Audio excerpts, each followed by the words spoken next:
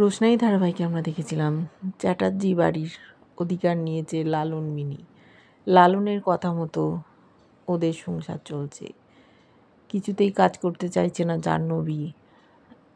বাদশার মায়ের কোনো উপায় নেই, ফ্ল্যাটে গেছিল, ছোট্ট ফ্ল্যাট, সেখানে খাবার দাবারের বন্দোবস্ত ছিল না, তাই বাধ্য হয়ে এখানে কাজকর্ম করছে। এসেছে গরিমা, দেখছে সকলে চুপচাপ, বলছে আবার কি এখানে তামাশা হচ্ছে? আর অন্য একটা কাজ করো, তুমি একটা রান্নার লোক রেখে দাও।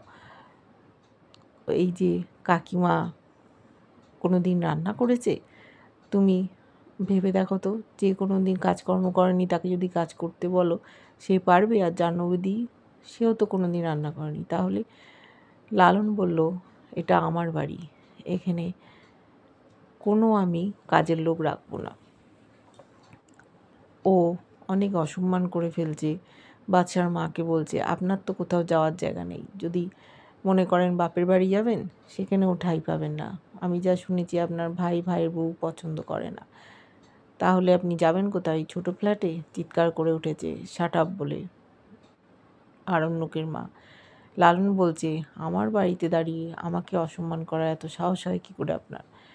ভাত খেতে গেছে, কথাবার্তা বলতে বলতে ভাত ঠান্ডা হয়ে গেছে, বলছে যান ভাতটা গরম করে আনুন, আমার খিদে পেয়েছে, খাবো। কিন্তু ওরা হাত পা গুটিয়ে বসে আছে। মিনি বলছে, যাও না বাবা, একটু রান্না করে কি তোমাদের একেবারে হাত পা সব জমে গেল? কেউ কিছু কাজ করতে চাইছো না?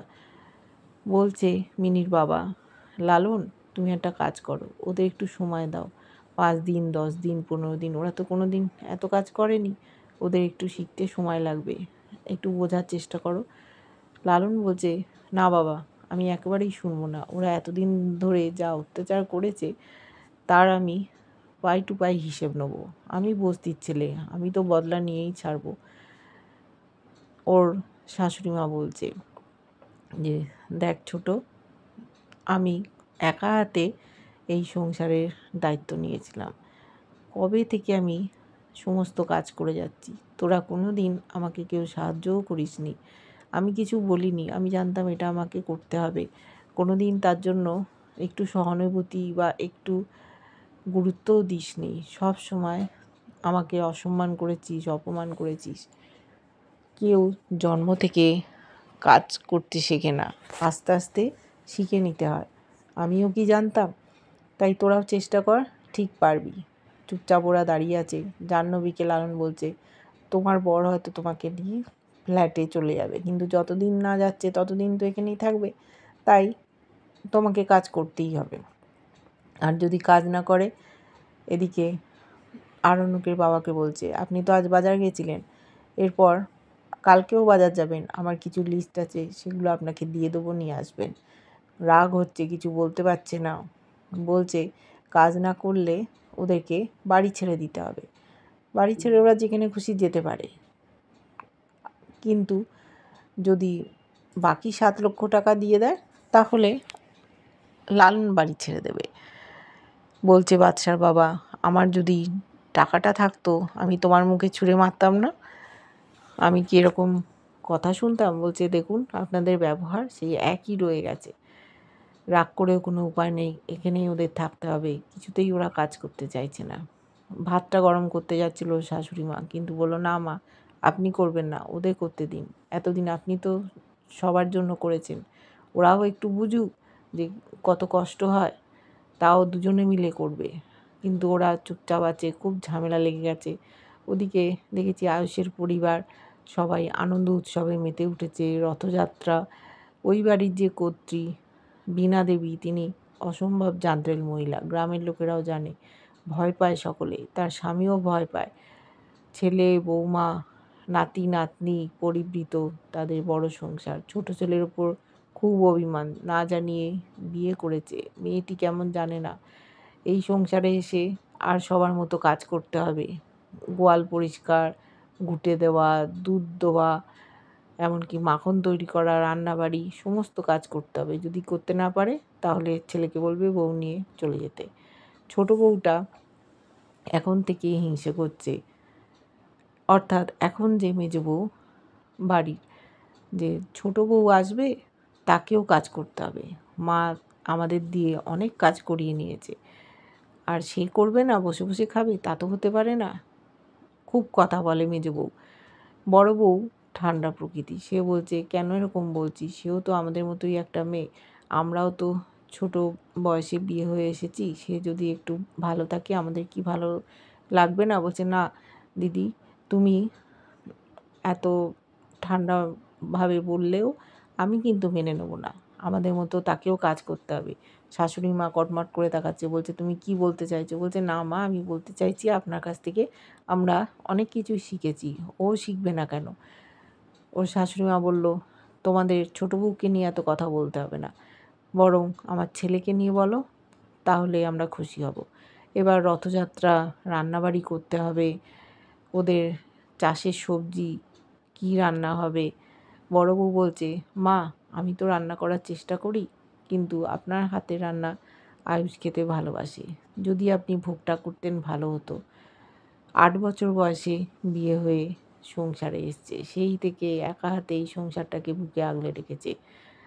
তার সংসার হচ্ছে মন্দিরের মতো, ছেলে বউ সকলকে আগলে রেখেছে, নাতনিকে কিছুতেই ছাড়বে না। নাতনি জেদাজেদি করছে, তার একটা নেমন্তন্ন আছে আর উৎসবের দিন, বলেছে তুমি একেবারে যাবে না, তুমি যদি আজকে বেরিয়ে যাও তাহলে আর বাড়ি ঢুকবে না। বলছে কেই বাড়িতে থাকতে চায়? বলছে তোমাকে বেশি দিন আমি রাখবো না, তোমার বিয়ে দিয়ে দেবো, এই স্কুলটা পাস করে নাও, তোমার মা বাবার খুব ইচ্ছে ছিল পড়াশুনো করো, আমি একেবারেই শুনবো না। ছোট ছেলে যেহেতু বাইরে বিয়ে করেছে, সেই জন্য নাতনির ওপর কোপটা পড়েছে। মেয়েটা কিছুতেই মানতে চাইছে না, বড্ড পাড়া ঘুরে বেড়ায়। ওর মা বলেছে যে ঠাম্মি যা বলছে সেটাই হবে, তোমরা তার কথা শুনে চলবে। বলছে মা, আপনি চিন্তা করবেন না, আমি ওদের আর বাইরে বের হতে দেবো না। একটা নাতি আছে, সে রথ নিয়ে ব্যস্ত হয়ে গেছে, বলল তোর কাকা আসছে, বলল কাকা এলেই আমি ঠিক চলে আসবো, ঠাম্মা তুমি চিন্তা করো না। সকলে হই হুল্লোড়ে মেতেছে, গ্রামের লোকেরা এসছে, বাড়িতে মিষ্টি তৈরি করা হয়, সেই মিষ্টি বিতরণ করা হয়। পাড়া প্রতিবেশী বলছে যে ছেলে বউ আসছে, নেমন্তন্ন করে খাওয়াবে না? এদিকে আয়ুষের বাবা ভয় পায়, বলছে যে বিনা যদি জানতে পারে তাহলে মিষ্টির বদলে তেতো জুটবে তোমাদের কপালে। সব হাসাহাসি করছে, বলছে আমরা বৌদিকে সকলেই ভয় পাই, উনি খুব কড়া শাসনে রাখেন। বীণা দেবীর ভয়ে ছেলে বউ নাতি নাতনি একেবারে কোণঠাসা হয়ে থাকে। বড় নাতনি আর ঘর থেকে বেরোতে পারল না, ছোট নাতনি তাকে নিয়ে ভেতরে ঢুকে গেল। এইভাবে আমরা দেখছি উনি কিভাবে পরিবারটাকে আগলে রেখেছেন, অপেক্ষা করছে কখন ছেলে বউ নাতি আসবে। ছেলেকে মেনে নিলেও বউকে কিছুতেই মানতে পারছে না। কোন পরিবারের মেয়ে যে তার ছেলের মাথাটা খেয়েছে, বাইরে গিয়ে বিয়ে করেছে, একবারও ভাবেনি মায়ের কথা। ওদিকে লালন জব্দ করার চেষ্টা করছে চ্যাটার্জি বাড়ির কিছু মানুষকে। জাহ্নবী বলেছে বাদশার বাবাকে যে তোমার আর কিছু খাবার লাগবে? বলছে না, আমার পেট ভরে গেছে, এই বাড়ির জামাইকে ভালো মন্দ খাওয়াও। ওদিকে দেখেছি বাদশা খাচ্ছে না, ওর মনটা খারাপ, রোশনাইয়ের কাছে যেতে পারেনি, ও কোথায় আছে খোঁজ খবর পাচ্ছে না, তাই খেতেও পাচ্ছে না। গরিমা বলছে কী ব্যাপার, তুমি খাওয়া দাওয়া করছো না কেন? ভালো করে খাও, আবার যদি শরীর খারাপ হয় তখন তো আমাকেই দেখতে হবে, তোমাকে দেখার জন্য তো অন্য কেউ আসবে না।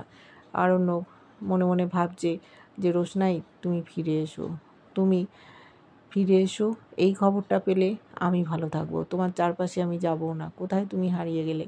মনে কষ্ট পাচ্ছে কিন্তু খুঁজতে আর যাচ্ছে না। দুজনের মধ্যে একটা ছাড়াছাড়ি হয়ে গেছে। ও আর গরিমাকে আর তার পেটের সন্তানকে ছেড়ে কোথাও যেতে পারবে না। রোশনাইকে বিয়ে করতে গেছিলো, সেই বিয়ের মণ্ডপ থেকে ওকে চলে যেতে হয়েছিল। এদিকে রোশনাই নতুন নামে নতুন পরিচয়ে একটা নতুন জায়গায় গিয়ে উপস্থিত হবে, কিভাবে ও মানিয়ে গুছিয়ে নেবে সেই পরিবারের সাথে, সেটা দেখার অপেক্ষাতেই আমরা সকলে। দেখতে থাকবো ধারাবাহিকটা, কেমন লাগছে জানিও, ভালো লাগলে লাইক কমেন্ট সাবস্ক্রাইব করে যারা ফেসবুক পেজ থেকে দেখছো ফলো করে সাথে থেকো।